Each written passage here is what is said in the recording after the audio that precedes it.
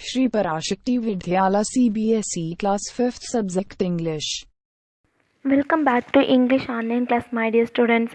Today we are going to see a lesson. The topic of the lesson is Uncle's Little Invention. Uncle's Little Invention. The story is about the world of science. Okay? Now I read the lesson. Uncle's inventions always work, answered Jim firmly. It was true. Professor Warren's inventions were world famous. He could have made 10 fortunes had he so wished, but he was already a wealthy man. Consequently, he devoted himself to inventions which interested him, quite ignoring their usefulness. Sometimes they were the opposite to useful. For instance, he had invented a food which turned whoever ate it bright blue all over without harming them. He had tried it on Jim and was quite surprised to hear that Jim's life at school had been made a misery until the color had worn off, as it did towards the end of the term with the help of frequent hot baths. In spite of this, Jim always enjoyed his visits to his uncle. The professor allowed him to wander all over his wonderful workshops and do what he pleased. For the first time, he had gained permission for his chum, Tony, to stay with him also. Next morning at breakfast, the professor seemed abstracted. However, Jim was dying to ask him a question, and finally he could contain it no longer.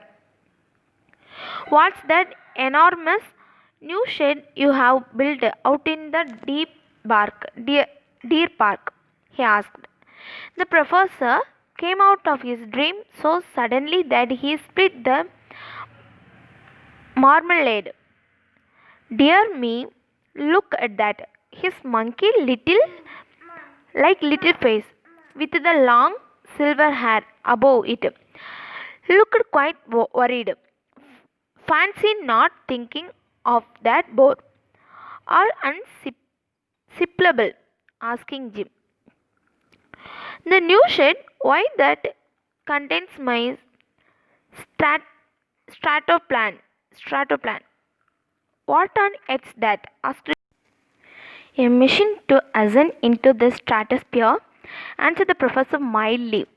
"But dear me, perhaps you don't know what his stratosphere is. It is the upper part of the atmosphere, where the air is so rare that an aeroplane can develop terrific speed. The machine I have invented is the first ever produced capable of ascending there and staying there." "By Jove, what fun!" exclaimed Jim, his blue eyes dancing. "Let's hop down there right away and have a look at it." The professor looked up from his marmalade and tossed with an expression of alarm. "No, Jim, I must ask you not to go near it. The apparatus is very delicate. Please keep right away from the shed." Jim's face fell. "All right, uncle," he mumbled.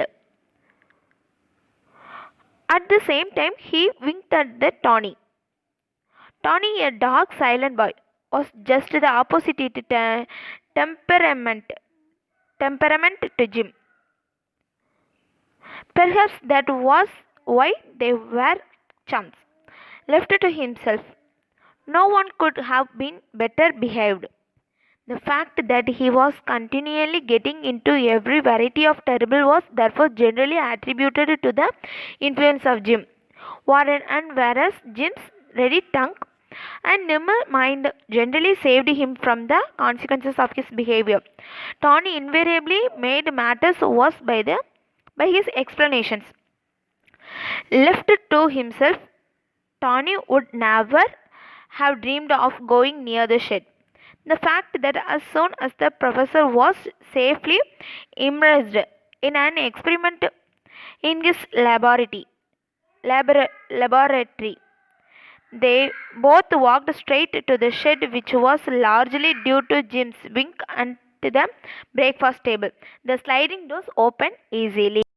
Okay, students, remaining Uncle's Little's invention stories see in the next class. Thank you, students.